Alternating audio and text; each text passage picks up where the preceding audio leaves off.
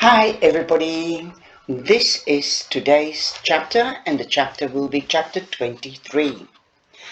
I might have to do it in two bits, but I'll make it as one video.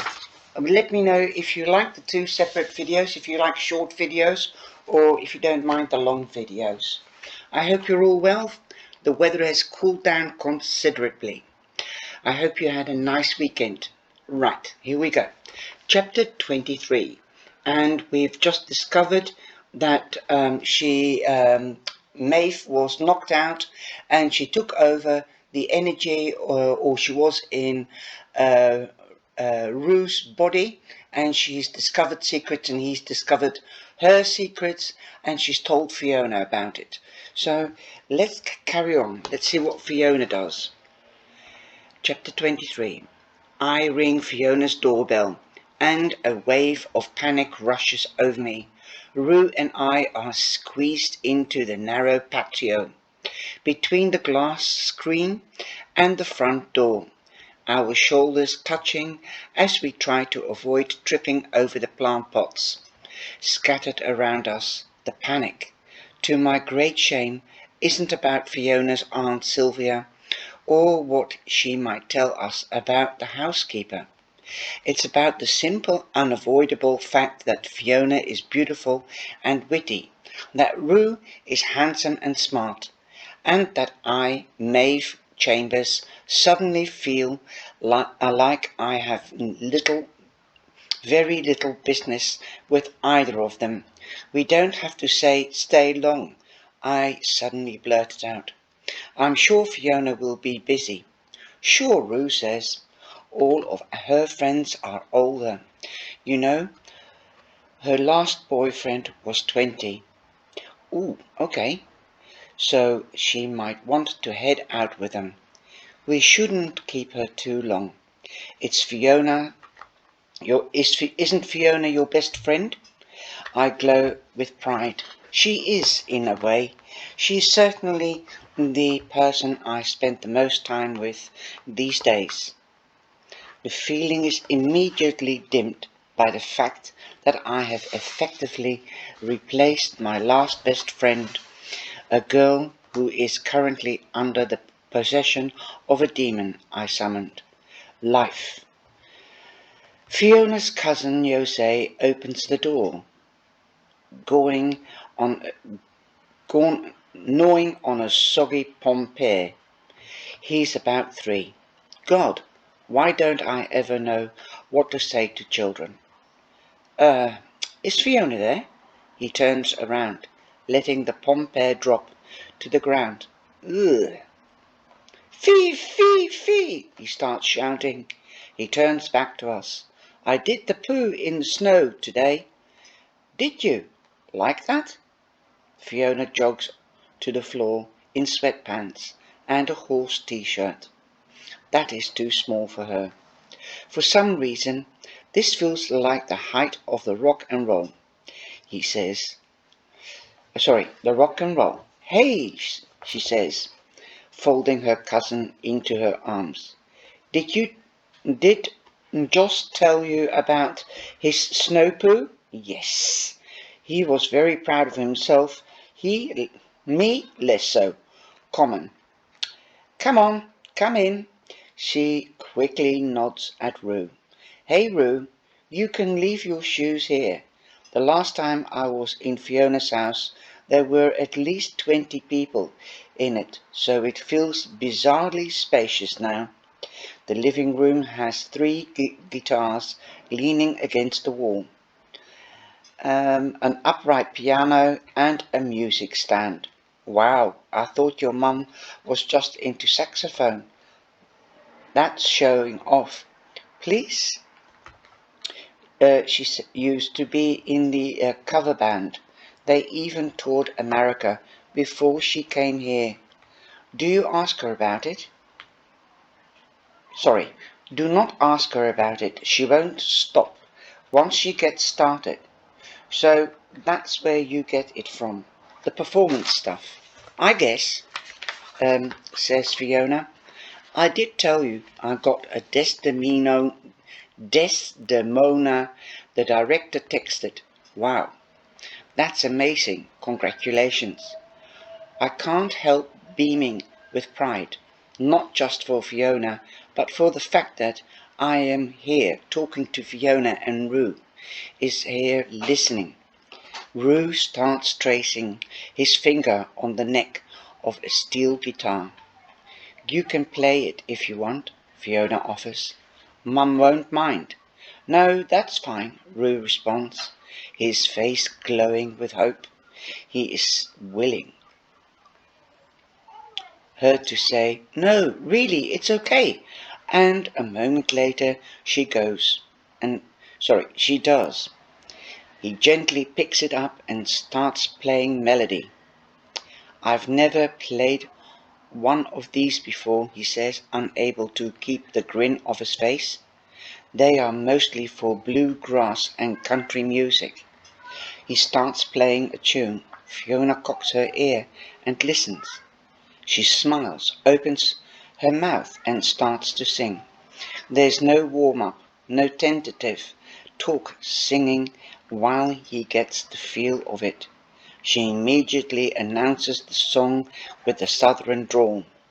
"Ah, I am a man of constant sorrow," she starts singing. "I've seen trouble all my day." I'm sorry, I can't sing. And then, to my great horror, Rue starts singing along. Fiona's singing is high and sweet, the kind of voice a sea witch would have, and would try to steal. Rue is less controlled, but every bit of affecting.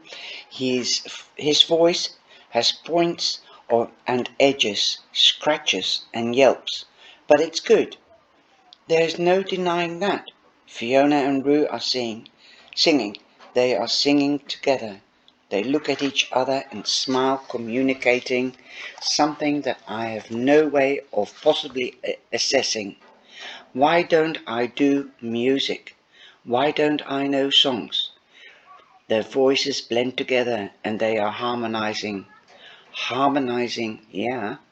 And suddenly I imagine myself giving a speech at their wedding. Well, I always knew they were meant to be together when I stood in Fiona's living room and listened to them harmonizing. After 5 minutes of knowing one another, I want to be sick. "Fifi!" The sound of the front door slamming in the hallway. Rue puts the guitar down sheepishly. Thank God. Marie is in the doorway, in her uniform, smiling, but clearly exhausted from her shift at the hospital. "Fifi, are you in a band?" Marie says, looking as though she may explode with pride. "No, definitely not," Fiona says, her face flushed. "Mum, this is Rue, and he's Maeve's friend. We hear the words Snowpoo, and Aunt Sylvia is standing in the doorway with Josh on her arms. Tita, my friends want to talk to you about tarot cards." Sylvia looks perplexed. She's younger than Fiona's mother, in her late 30s or so. "Fifi, I'm not making anyone a gay Yuma." I don't know what that is. That must be Irish Gaelic. Marie suddenly bursts out laughing. "What is a gay Yuma?" asks Rue. "A love potion." The three of us are silent. Marie and Sylvia clearly find this very, very funny. "Mum, do you know the story of the missing girl from my school, Lily? The girl by the river?" "Yes." The air in the room is immediately changed. Marie's face looks stricken. "Now you say you didn't know that girl." "I don't, but Maeve does, and she wants to talk to Sylvia about it." Marie and Sylvia exchange a few words in Tagalog, their voices low and concerned. Fiona rolls her eyes irritably, and it's clear that this is a language primarily used to keep things from her. Okay, Marie finally says, I'm going to start making dinner. You can talk to Sylvia in here, but I don't want you asking her to make anything. No silly stuff. Okay, Fiona agrees, and I'm keeping the door open. Mum! She puts one finger up. It's my house, and I have the right to stop this at any time. I don't want Maeve and this boy going home with stories about those crazy Philippines. Get up too. Marie puts her hand to the soft spot of her temple. Not that you would, Maeve, but you know how it is. I do not know, but I nod anyway. Sylvia watches us both in wary respect of her older sister. You don't mind, Sylvia? Fiona asks. It's fine, she nods. Let me give Jose a snack first, though, I don't have any cards with me. You know? It's okay, Maeve has hers, and I gave him a snack. So, they're going to do a reading with Maeve's cards, so I wonder whether that will have any effect on Marie, I think she's called. Yeah. Or are they just cursed, or are they just picking up, or are they personalizing them? The cards sometimes do feel personalized, you know, but sometimes, like a book, you might get crazy about a book. Well, I've got my decks, and I don't really like people touching my decks because I don't want any other energy in it, although I clean them as well with white sage or salt or the moonlight. Anyway, getting back to the book. It's okay, Maeve. Maeve has hers, and I gave him a snack.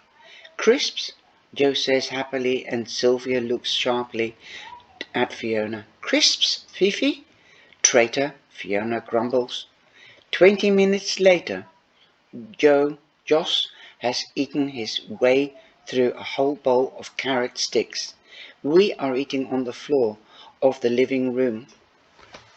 My cards spread out face up on the carpet. Sylvia is studying each one. It's a nice deck. Thank you, I said proudly. Old too, maybe 1960s, 1970s. You might get €100 for them on eBay, Maeve. She wouldn't sell them, interrupts Rue, who's immediately embarrassed by his sincerity. Well, you wouldn't. You wouldn't. You say there is a card missing. Yes, the housekeeper card. She showed up the day I gave Lily her reading, and then never again, except in the dreams, nightmares. Really? Sylvia runs her hand through her hair and thinks for a minute. Did you look? Did she look like the other cards? The same red border? The style? She looked different, no border, and the style was creepier, less blank faces than these.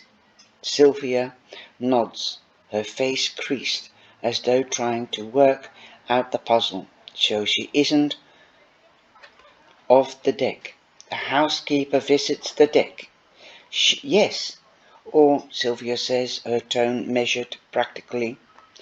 She's summoned to the deck. Yes, you could say that. Have you ever seen this before? Tita, Fiona asks. Another silence from Sylvia. She traces her fingers across the bottom lip, concentrating. Not exactly, she says finally. Describe to me what she looks like. I tell her the long black hair, the white gown, the knife, the dog, the sense of her as being humanish rather than human. the hair that doesn't curl when wet, the unlined skin. What you're describing is familiar, Maeve. Familiar. You know her. Who is she? Everyone knows her. Black hair, white dress. In the Philippines, we would call her the caperosa. But versions of her exist everywhere. The Mala have the Pontiac. In the Brazil, it is the Dame Branca. Every culture you can think of has some version of the White Lady. Google it if you don't believe me. Why? I'm not sure. It's just one of those unusual things. Do you know that the story of Jesus existed almost word for word within the Egyptian story of Horus? He even had 12 disciples. So the Christians copied the Egyptians, asked Rue, trying to grasp her point. Maybe, but I think it's much more likely is that there are some stories or figures or places that are so powerful that cultures are just pulled towards them. It's like gravity. Sylvia slowly brings her closed fists together, imitating gravitational force. Okay, so she's everywhere, Fiona says, clearly losing patience with this cultural history lesson. But is she real? Yes. Well, okay, Fiona replies. Yes. Answer answered that pretty quickly. Anything people come together to believe is real.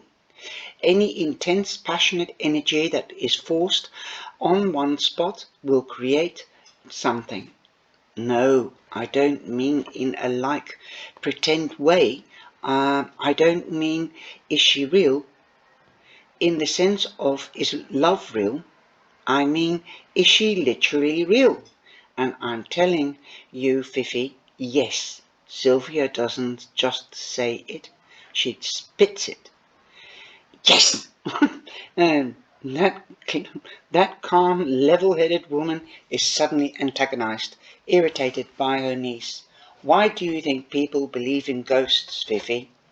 Because they are sad and they want to believe their husband is still alive, or whatever. Sylvia's nostrils flare and Fiona rolls her eyes again. Rue and I exchange an uncomfortable look. One that says, ah, I see. We have stumbled in another person's long-standing family argument. Time to excuse ourselves and make a run for it. It's time only very powerful.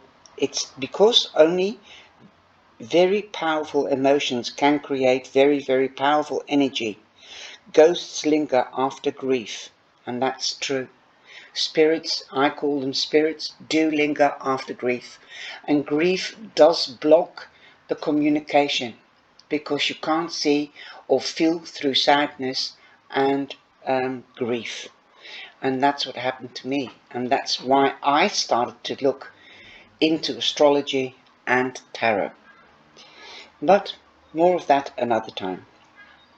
People don't see ghosts because they are sad. The sadness makes the ghosts. What about the White Lady? What makes her? I asked. It could be anger, betrayal, revenge. I swallowed hard. That's Maeve, because she thinks she's sent Lily away by wishing her away. But definitely sadness does block, and when we lose somebody, we look for something, we look how to connect with them, or if we can connect with them. Anger I swallowed hard. Anger at Lily for showing me up in front of our class, for making me feel guilty. I was just telling you that.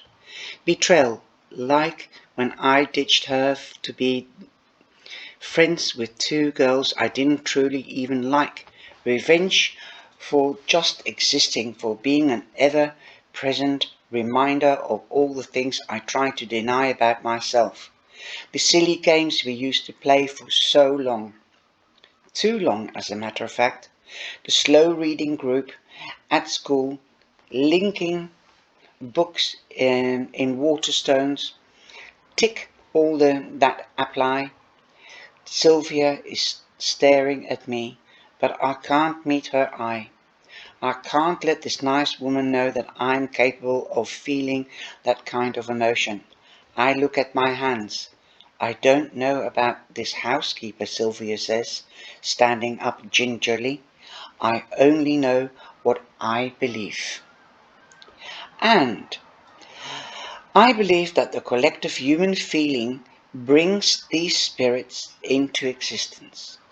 We like to think that the emotional world and the physical world exist separately, but that's not even nearly true. Have you ever cried because you were sad and then felt exhausted afterwards? Have you ever felt so hungry that you got cranky, Fiona? Oh no, come on. Everything is balance, weights, counterweights, like seesaw, you know. If you left, if your left leg hurts, your right leg carries the weight. Right? Right. We all say it once. It's the same thing with energy. She makes a seesaw with her arms. If energy on the one side is moved, energy on the other side will come to meet it. Grief calls to spirits. Fear calls the demons. What about happiness? Asks Fiona. Happiness, Sylvia smiles, looking from me to Rue, calls to love. Oh Christ, Tita, stop embarrassing them. Fiona buries her forehead in her hand. Shh, come on, your mum will have dinner almost ready. Rue and I take this as a cheerful hint that it is time for us to leave. Sylvia, Rue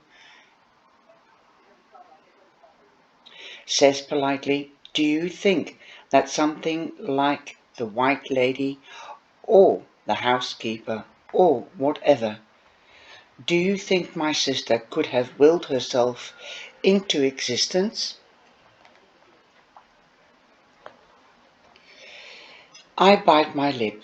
Lily didn't will the housekeeper into existence. I did. I said the words. I wished she would vanish. But Rue can't know that. He never speak to me again. Fiona sneaks a glance at me, but quickly fixes her face back to neutral. Sylvia gives Rue a look of concerned surprise. This is the first time we have referred to Lily as Rue's sister. This I realize is intentional. Fiona knew that her mother wouldn't have allowed a speculative conversation about the occult if she knew a direct family member was sitting right there. Oh love, I'm so sorry. I sure I'm sure she's going to be fine. Thank you, Rue says mechanically, already exhausted by strangers' sympathy. But do you think that maybe the housekeeper... I think your sister is probably trying to find her way home to you right now, and you should focus on being with your family.